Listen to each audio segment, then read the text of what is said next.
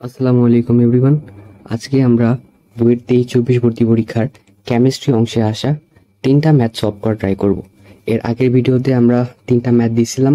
মূলত এখানে ম্যাথ আসলে একটাই থাকে, আর 2টা আর কি আমরা ট্রাই করি যে থিওরিটিক্যাল যেগুলো আছে সেগুলো দিয়ে দেওয়ার। হ্যাঁ, তো থিওরিটিক্যালের জন্য আলাদা ভিডিও বানাইলে ওইটা আসলে একদমই টাইম লস হয়ে যায়। তো টাইমটাকে বাঁচানোর জন্য এই ভিডিওতে আমরা 3টা ম্যাথ সলভ করে ট্রাই করব। তো প্রথমে আমাদের এই ম্যাথটা দেখতে পাচ্ছ, এরপরে একটা আছে আর এখানে একটা আছে। সো এখানে 2টা হচ্ছে যৌগ থেকে আর একটা হচ্ছে পরিবেশ রসায়ন থেকে। আচ্ছা, তো চলো প্রথম ম্যাথটা সলভ করি আমরা। তো প্রথম ম্যাথে দেখো বলছে কি, যে কত তাপমাত্রায় কার্বন ডাইঅক্সাইডের আরএমএস বেগ 20 ডিগ্রি সেলসিয়াসের Cl2 অর্থাৎ ক্লোরিনের আরএমএস বেগের সমান হবে।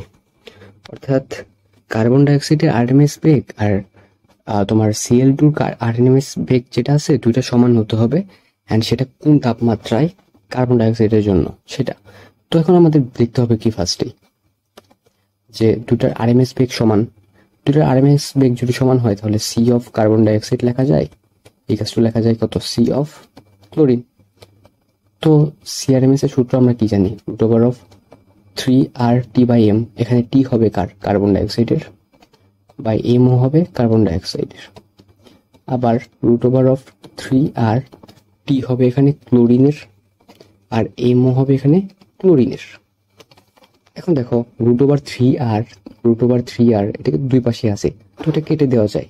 আবার এখানে রুট আছে, এখানে রুট আছে, তো রুটটাকে আমরা কাটতে পারি। তাহলে T of carbon dioxide by M of carbon dioxide কত? কার্বন ডাইঅক্সাইডের পারমাণবিক আণবিক ভর কত? 44। আবার টি অফ সিএল টুর মান দেখো বলে দেওয়া আছে 20 ডিগ্রি। 20 ডিগ্রি মানে কি? 20 ডিগ্রি মানে হচ্ছে 293 kelvin by M of CL two. খালি সিএল যদি বলতো ক্লোরিন সেটা কত, 35.5, বাট সিএল টু যেহেতু বলছে ওটা কি হবে, 71। তো এখান থেকে আমরা কিন্তু ক্যালকুলেশন করলেই কার্বন ডাইঅক্সাইডের তাপমাত্রাটা বের করতে পারি, অ্যান্ড সেটা আসবে হচ্ছে 181.5 কেলভিন। সো এটা কিন্তু আমাদের ফার্স্ট ম্যাথের অ্যান্সার, অর্থাৎ এ নাম্বারের অ্যান্সারটা আমরা পেয়ে গেছি। ওকে, তো এখন আমরা বি নাম্বারটা করা ট্রাই করি। বি নাম্বারটাতে দেখো কি বলছে, যে আমাদের একটি অজ্ঞাত গ্যাসের ব্যাপন হার, অজ্ঞাত একটা গ্যাস চিন্তা করতে বলছে। ওকে, সেটার ব্যাপন হার NaC এর 2√2 গুণ হলে গ্যাসটি শনাক্ত করো। অর্থাৎ সেই অজ্ঞাত গ্যাসটা সেটা আমাদের শনাক্ত করতে বলছে। বাট শর্ত হিসেবে কি বলে দেওয়া আছে, যে আর অফ সেই অজ্ঞাত গ্যাস, ধরে নিলাম অজ্ঞাত গ্যাসের ব্যবহার আরই, ঠিক আছে। তো ওই আর হচ্ছে কি আমাদের আর অফ NaH3 যেটা আছে ওইটার 2√2 গুণ। ওকে, এই শর্তটা আমাদের আছে। এখন আমরা কি জানি যে আর সমানুপাতিক কি, আমাদের আর সমানুপাতিক 1/√m, এটা আমরা জানি।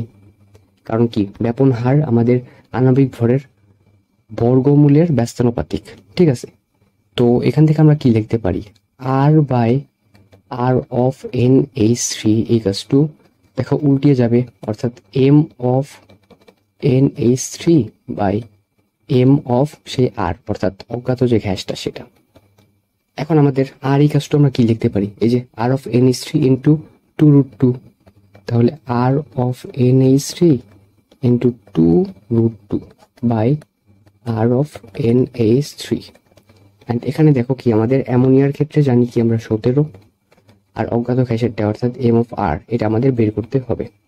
তো এখান থেকে কিন্তু আমাদের r of NH3 R of NH3 কাটা চলে যাবে, অ্যান্ড এখান থেকে যদি আমরা m অফ r বের করে ফেলি ক্যালকুলেটারে বসিয়ে, অ্যান্ড সেটা আসবে হচ্ছে আমাদের 2.125।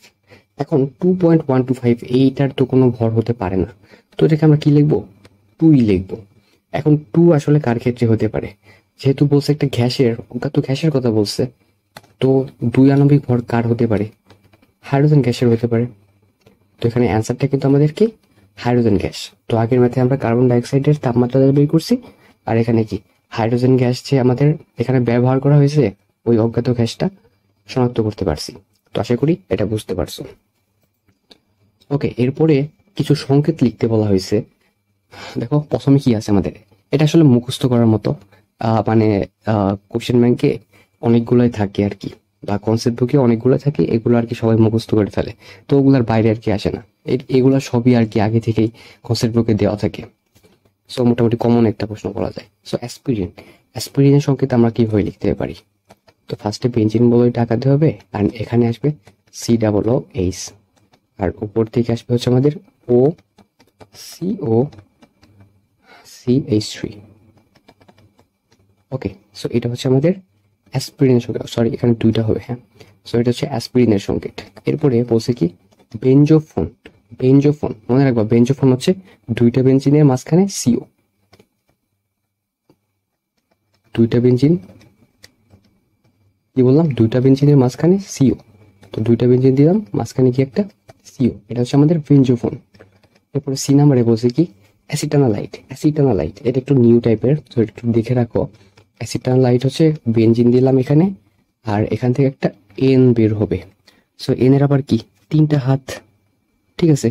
তো এখানে আসবে হচ্ছে আমাদের H, আর এখানে একটা আসবে CO, আর এখানে CH3। সো এটা হচ্ছে আমাদের অ্যাসিটানালাইট। এরপরে বলছে কি স্যালিসালডিহাইড। এটা কিন্তু সোজা স্যালিসালডিহাইড, এটাই এলাম স্যালিসালডিহাইড। ও স্যালিসালডিহাইড, এখানে একটা OH আসবে, আর অ্যালডিহাইড যেহেতু তাই এখানে আসবে কি CHO। তো এগুলো কিন্তু একদমই মুখস্থ করার মতো, এগুলো আর কি দুই একবার দেখে খাতায় দুইবার লিখলে আর কি মুখস্থ হয়ে যায় আর কি, এটা প্র্যাকটিসের ব্যাপার। অ্যান্ড E নাম্বারে বলছে পলিস্টাইরিন। ওকে, পলিস্টাইরিন বের করতে হলে আমাদের কিন্তু স্টাইরিনের সংকেত জানতে হবে। তো স্টাইরিনের সংকেতের ক্ষেত্রে আমাদের কি থাকে, উপরে থাকে CH2, অর্থাৎ এখানে যদি আমরা লিখি স্টাইরিনের সংকেত, তাহলে আমাদের আসবে কি CH double bond of CH2। এখন তাপ চাপ দেওয়ার মাধ্যমে এই স্টাইরিনকে আমাদের পলিস্টাইরিন করতে হয়। তো যখন আমরা তাপ চাপ দিতেছি তখন কিন্তু আমাদের আর ডাবল বন্ড থাকবে না, অর্থাৎ একটা বন্ধন ভেঙে যাবে। তো একটা বন্ধন যদি ভেঙে যায়, এদিকে একটা হাত যুক্ত হবে, এদিকে একটা হাত যুক্ত হবে, এরপর এটাকে আমরা N দিয়ে লিখে দিব। তো এটাই হচ্ছে আমাদের পলিস্টাইরিন। তো আশা করি সব সংকেতগুলো বুঝতে পারছো, অ্যান্ড এগুলো আর কি প্র্যাকটিস করলেই মাথায় আর কি ঢুকে যায়। ওকে, তো এরপরেরটাই আমি চাই। এরপরেরটা আমাদের একটা খালি বক্স পূরণ করতে বলছে, এটা মনে করলাম অনেক কমন অ্যান্ড খুবই সহজ একটা কোশ্চেন। সো এটা করতে আসলে 30 সেকেন্ডেরও বেশি লাগার কথা না। ওকে, তো প্রথম প্রশ্নটাকে আমাদের কি বলছে দেখো, একটা বেঞ্জিন আছে, তার সাথে CH3Cl দিছে, অর্থাৎ এখানে ফ্রিডেল কাপ অ্যালকাইলেশন যেটা আছে ওইটা করা হয়েছে। তো ফ্রিডেল কাপ অ্যালকাইলেশনের ক্ষেত্রে আমরা কি কি ইউজ করি দেখো প্রভাবক হিসেবে। আমি যদি বলি এটাকে 1, এটাকে 2 অ্যান্ড এটাকে যদি 3 বলি, তাহলে 1 নম্বরে আমাদের এখানে আসবে কি ড্রাই AlCl3, আর নিচে আমাদের ইউজ করতে হবে অবশ্যই 60 ডিগ্রি সেলসিয়াস তাপমাত্রা। এরপরে 2 নম্বরে আমাদের কি হবে, অর্থাৎ এই যে বক্সটাতে, এই বক্সটাতে আমরা কি দিই, অবশ্যই কি দিব, টলুইন দিব একটা CH3। এন্ড 3 নম্বরে আমাদের কি হয়েছে দেখো, আরেকটা প্রভাবক ইউজ করছে, টলুইন থেকে CH2Cl বের করছে উপরে।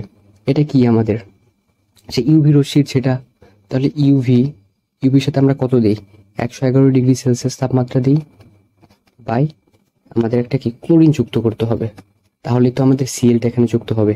তো আশা করি বুঝতে পারছো, অর্থাৎ এখানে ফ্রিডেল কাপ অ্যালকাইলেশনের নর্মাল যে কনসেপ্টটা সেটা, অর্থাৎ এখানে আমাদের TriAlCl3 দিয়ে আমরা টলুইন বানিয়ে ফেলছি, অ্যান্ড টলুইনের সাথে জাস্ট ইউভি রশ্মির সাহায্যে ক্লোরিন যুক্ত করে ফেলছি, তাহলে কিন্তু আমাদের 1 নাম্বারটা সলভড হয়ে গেছে। এরপরে বি নাম্বারে বলছে কি দেখো, বি নাম্বারে ধরো এটা 1 আর এটা 2। এখন দেখো বি নাম্বারে এখানে কি আছে, একটা বেঞ্জালডিহাইড আছে। বেঞ্জালডিহাইডের ক্ষেত্রে দেখো এই যে এখানে যেটা আছে এটা কি একটা আলফা কার্বন। এখন আলফা কার্বনের সাথে দেখো কোনো হাইড্রোজেন নাই, ঠিক আছে, আলফা কার্বনের সাথে কোনো হাইড্রোজেন নাই। এখন যদি আলফা কার্বনে হাইড্রোজেন না থাকে, তাহলে আমরা কি জানি, আলফা কার্বনে হাইড্রোজেন যদি না থাকে তাহলে সেটা নিয়ে আমাদের কি হয়, ক্যানিজারো বিক্রিয়া দেয়। তাহলে ক্যানিজারো বিক্রিয়া যদি আমি করি এখানে, তাহলে কি আসবে এখানে, প্রথমে 1 নাম্বারের ক্ষেত্রে আমাদের আসবে হচ্ছে CH3COOH এর থেকে একটা উৎপন্ন হবে COONA, আর 2 নাম্বার হিসেবে আমাদের উৎপন্ন হবে হচ্ছে একটা অ্যালকোহল, এন্ড সেটা হচ্ছে CH3OH। তো আশা করি বুঝতে পারছো এই অর্গানিকের এই পার্টটা আর এই পার্টটা যেটা ছিল, এই দুইটা আর কি একদমই মুখস্থ টাইপের, অ্যান্ড এটা কিন্তু অনেক কমন, এই দুইটা বিক্রিয়া মানে এইচএসসি থেকেই অনেকবার করানো হয়। তো আশা করি আজকের ভিডিওটা বুঝতে পারছো। আমি মোটামুটি শর্ট টাইমে বলে দেওয়ার ট্রাই করছি। তো আজকের ভিডিওটা মেইনলি মুখস্থ টাইপেরই বেশি ছিল, তাও আশা করি তোমরা বুঝতে পারছো। তো কোনো সমস্যা হলে আমাদের জানাতে পারো, অ্যান্ড আমাদের টেলিগ্রামে যুক্ত হয়ে যে কোনো কোয়েশ্চেন করতে পারো। আসসালামু আলাইকুম।